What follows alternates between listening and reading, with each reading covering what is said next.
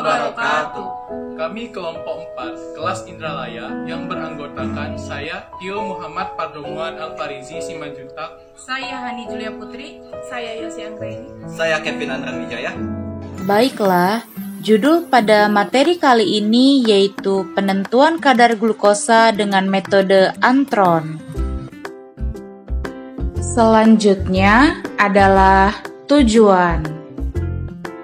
Tujuan pembelajaran ini ialah mahasiswa mampu melakukan proses evaluasi diri terhadap kelompok kerja yang berada di bawah tanggung jawabnya dan mampu mengelola pembelajaran secara mandiri. Selanjutnya adalah materi. Karbohidrat terdiri dari unsur C, H, dan O. Jumlah atom hidrogen dan oksigen merupakan perbandingan 2:1:1. Karbohidrat dapat dibedakan menjadi monosakarida, oligosakarida, dan polisakarida. Antron C6H4COC6H4CH2 adalah turunan dari antraquinone. Senyawa ini diproduksi oleh reduksi katalitik dari antraquinone oleh asam hidroklorat dengan keberadaan logam timah. Senyawa ini mungkin ada dalam bentuk keto atau enol, yang masing-masing dikenal dengan nama antron dan antranol. Dasar dari reaksi metode Antron adalah kemampuan karbohidrat untuk membentuk turunan furfural dengan keberadaan asam dan panas, yang kemudian diikuti dengan reaksi dengan Antron yang menghasilkan warna biru kehijauan. Metode Antron sulfat adalah metode yang paling umum digunakan dalam analisis karbohidrat dengan menggunakan instrumen spektrofotometer UV visible. Metode Antron ini memiliki banyak keunggulan, antara lain kesederhanaan ujinya, spektrumnya yang luas, dan sensitivitasnya yang cukup baik.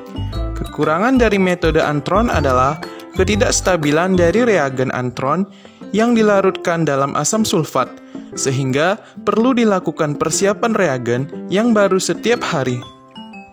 Mekanisme pembentukan warna Antron dengan gula telah diteliti. Karbohidrat dan turunannya mengalami pembentukan cincin dalam keberadaan asam kuat dari mineral. Seperti yang ditunjukkan untuk glukosa, karbohidrat dalam asam sulfat akan dihidrolisis menjadi monosakarida dan selanjutnya monosakarida mengalami dehidrasi oleh asam sulfat menjadi furfural atau hidroksimetil furfural. Pada tumbuhan, glukosa disintesis dari karbon dioksida dan air melalui proses fotosintesis dan disimpan dalam bentuk pati atau selulosa. Hewan mensintesis karbohidrat dari lipid gliserol dan asam amino. Akan tetapi, derivat karbohidrat yang digunakan oleh hewan diambil dari tanaman. Polisakarida merupakan jenis karbohidrat kompleks yang terdiri atas unit monosakarida yang terikat dengan ikatan glikosidik. Secara nomenklatur, polisakarida dibagi menjadi dua, yaitu homopolisakarida dan heteropolisakarida. Polisakarida yang berfungsi sebagai bahan makanan cadangan, yaitu pati dan glikogen. Sedangkan pembentuk struktur molekul, yaitu kitin dan selulosa. Berikut adalah struktur dari glikogen dan struktur dari selulosa. Selanjutnya adalah alat dan bahan. Alat yang digunakan adalah pipet tetes, rak dan tabung reaksi, gelas ukur, gelas kimia, dan batang pengaduk. Alat selanjutnya yaitu kuvet, spektrofotometer, water bath, Erlenmeyer, sentrifuge, dan penjepit kayu. Bahan yang digunakan yaitu tepung jagung, reagen Antron, larutan glukosa, HCl 2,5N, dan air suling. Selanjutnya adalah prosedur kerja. Berikut adalah Prosedur kerja penentuan kadar glukosa dengan metode Antron.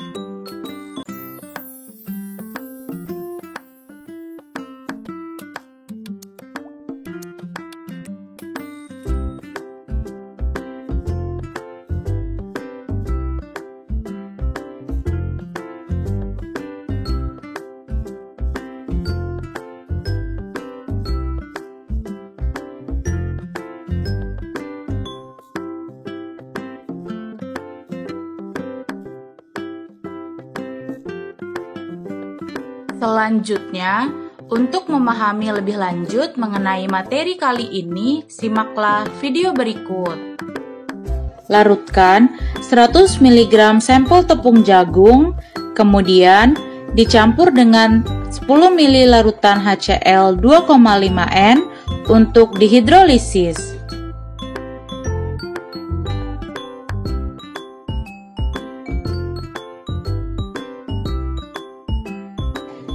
Selanjutnya, tutup Erlenmeyer dengan menggunakan kapas dan aluminium foil.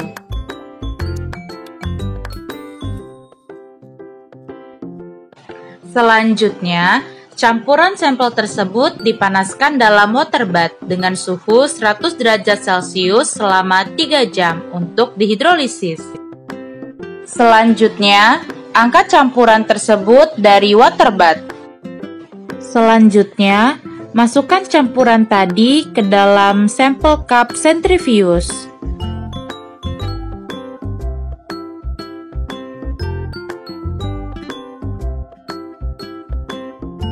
Selanjutnya, setelah dihidrolisis, sampel disentrifugasi dengan kecepatan 8000 rpm selama 3 menit.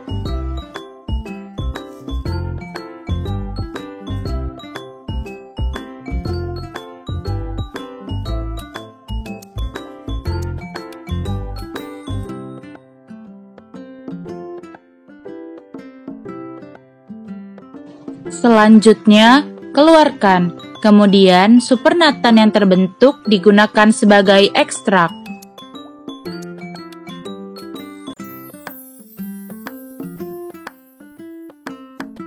Selanjutnya, siapkan 7 tabung reaksi dan beri label.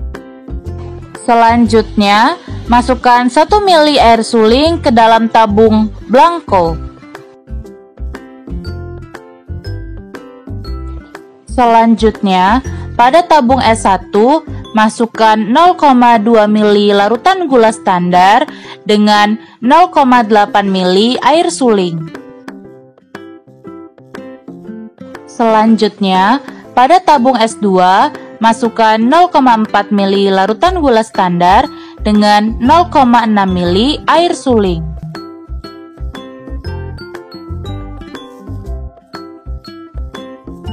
Selanjutnya, pada tabung S3, masukkan 0,6 ml larutan gula standar dengan 0,4 ml air suling.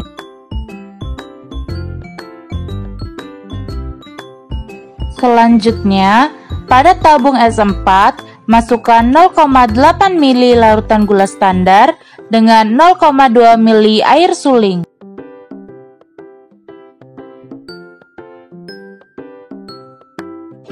Selanjutnya, pada tabung S5, tambahkan 1 ml larutan gula standar dengan 0 ml air suling.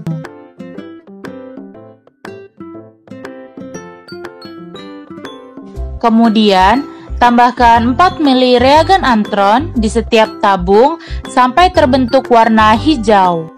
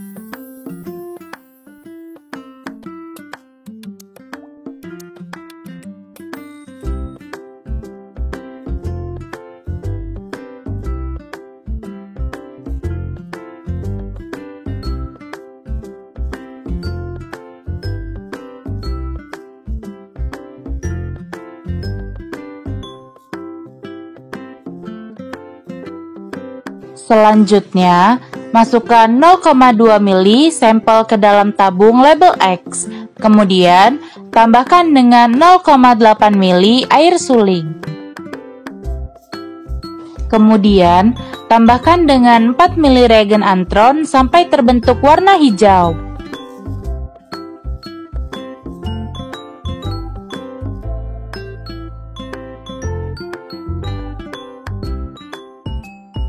Selanjutnya, masukkan semua tabung reaksi ke dalam water bath dan panaskan secara hati-hati selama 8 menit.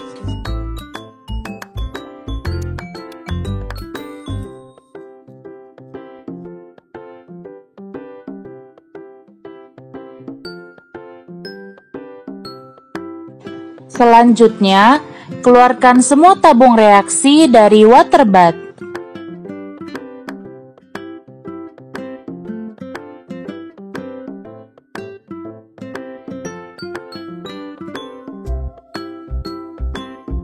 Selanjutnya, dinginkan larutan secepat mungkin.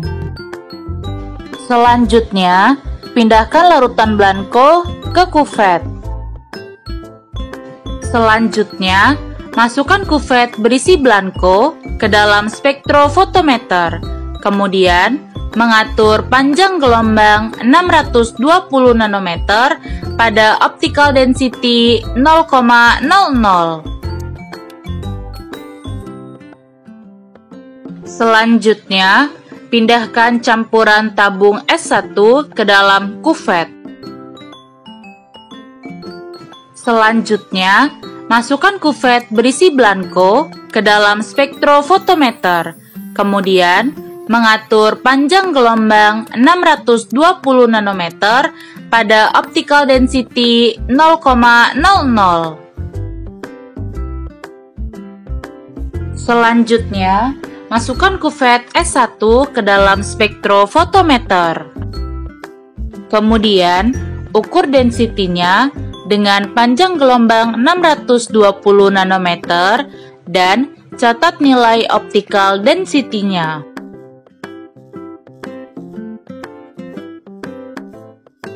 Selanjutnya, pindahkan campuran tabung S2 ke dalam kuvet. Selanjutnya, masukkan kuvet berisi blanko ke dalam spektrofotometer. Kemudian, mengatur panjang gelombang 620 nanometer pada optical density 0,00. Selanjutnya, masukkan kuvet S2 ke dalam spektrofotometer. Kemudian, ukur density-nya dengan panjang gelombang 620 nanometer dan catat nilai optical density-nya.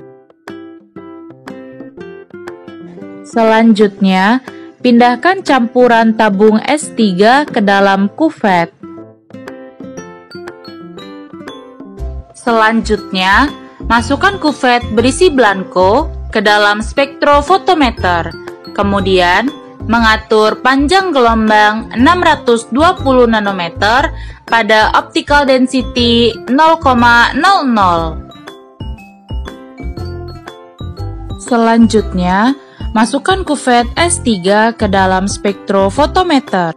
Kemudian, ukur density-nya dengan panjang gelombang 620 nanometer dan catat nilai optical density-nya. Selanjutnya, pindahkan campuran tabung S4 ke dalam kuvet. Selanjutnya, masukkan kuvet berisi blanko ke dalam spektrofotometer. Kemudian, mengatur panjang gelombang 620 nanometer pada optical density 0,00.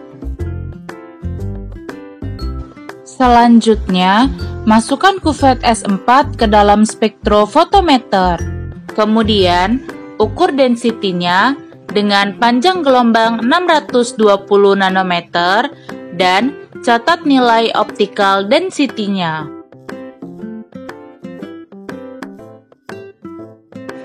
Selanjutnya, pindahkan campuran tabung S5 ke dalam kuvet. Selanjutnya, masukkan kuvet berisi blanko ke dalam spektrofotometer. Kemudian, mengatur panjang gelombang 620 nanometer pada optical density 0,00. Selanjutnya, masukkan kuvet S5 ke dalam spektrofotometer. Kemudian, ukur density-nya dengan panjang gelombang 620 nanometer dan catat nilai optical density-nya. Selanjutnya, pindahkan campuran tabung X ke dalam kuvet. Selanjutnya, masukkan kuvet berisi blanko ke dalam spektrofotometer. Kemudian, mengatur panjang gelombang 620 nanometer pada optical density 0,00. Selanjutnya, masukkan kuvet X ke dalam spektrofotometer. Kemudian, ukur density-nya dengan panjang gelombang 620 nanometer dan catat nilai optical density-nya. Selanjutnya adalah data pengamatan. Berikut tabel data pengamatan penentuan kadar glukosa dengan metode Antron. Berikut data perhitungan konsentrasi larutan standar glukosa. Berikut adalah rumus perhitungan intercept, slope, dan persamaan garis lurus, di mana X sama dengan konsentrasi dan Y sama dengan optical density. Berikut adalah perhitungan slope dan intercept. Berikut adalah data perhitungan persamaan garis lurus Y sama dengan AX plus B. Berikut tabel perhitungan konsentrasi versus optical density dengan X sama dengan konsentrasi dan Y optical density. Selanjutnya adalah pembahasan. Praktikum kali ini adalah penentuan kadar karbohidrat secara kuantitatif dengan metode Antron.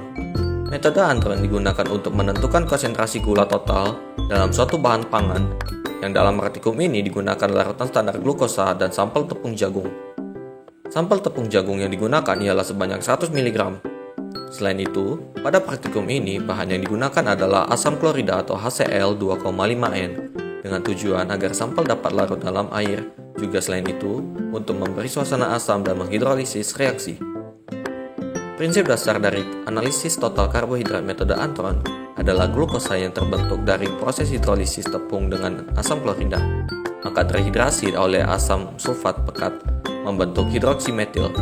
Kemudian, senyawa ini akan bereaksi dengan Antron membentuk senyawa kompleks berwarna hijau yang dapat diukur intensitas warnanya pada panjang gelombang 620 nanometer dengan menggunakan alat spektrofotometer.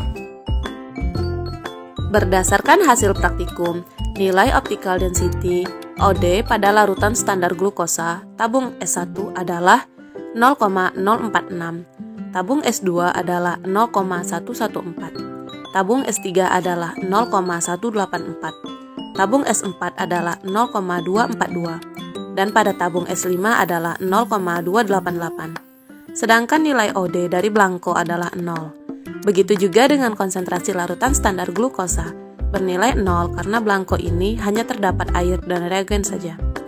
Setelah dilakukan perhitungan konsentrasi larutan standar glukosa, tabung reaksi S1 adalah 200 mikrogram per mili. Tabung S2 adalah 400 mikrogram per mili. Tabung S3 adalah 600 mikrogram per mili. Tabung S4 adalah 800 mikrogram per mili. Dan pada tabung S5, nilai konsentrasi larutan standarnya adalah 1000 mikrogram per mili. Dari hasil praktikum, larutan berubah warna menjadi hijau setelah dipanaskan pada tabung reaksi dan penangas air.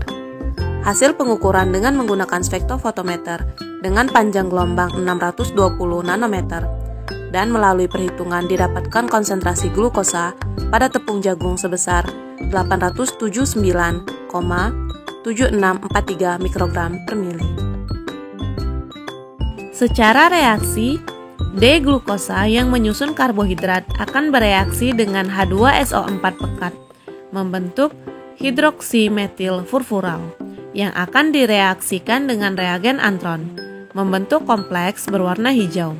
Besarnya konsentrasi kompleks berwarna hijau ini sebanding dengan banyaknya kadar karbohidrat yang terkandung di dalam sampel.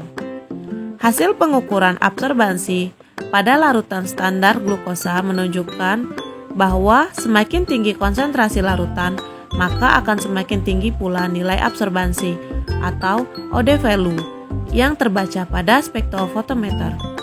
Hal ini sesuai dengan teori bahwa nilai absorbansi dari cahaya yang diserap sebanding dengan konsentrasi larutan di dalam kuvet.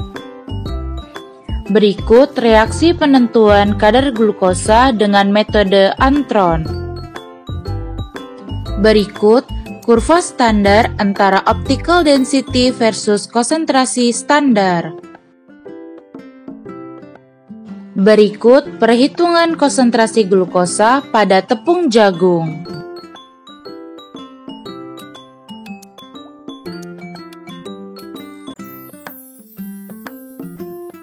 Selanjutnya adalah kesimpulan. Warna hijau dari tiap sampel semakin pekat seiring dengan semakin besarnya konsentrasi sampel. Karena semakin tinggi konsentrasi sampel, makin banyak glukosa membentuk hidroksimetil furfural yang bereaksi dengan reagen antron. Nilai OD berbanding lurus dengan konsentrasi larutan. Semakin tinggi konsentrasi larutan, maka akan semakin tinggi pula nilai absorbansi atau OD value yang terbaca pada spektrofotometer. Berdasarkan video, optical density atau OD value atau nilai absorbansi pada larutan standar glukosa dengan konsentrasi 0 mikrogram per mili, 200 mikrogram per mili, 400 mikrogram per mili, 600 mikrogram per mili, 800 mikrogram per mili, dan 1000 mikrogram per mili, serta sampel tepung jagung berturut-turut, yaitu sebesar 0, 0,046, 0,114, 0,184, 0,242, 0,288, dan 0,260.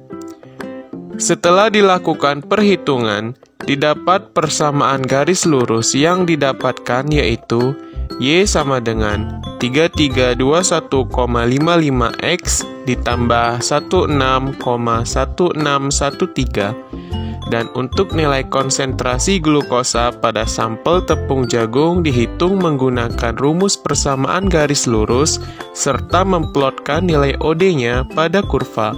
Didapat nilai konsentrasi sebesar 879,7643 mikrogram per mililiter. Terima kasih telah menyaksikan video kami. Semoga video ini dapat bermanfaat bagi kita semua. Akhir kata, wassalamualaikum warahmatullahi wabarakatuh.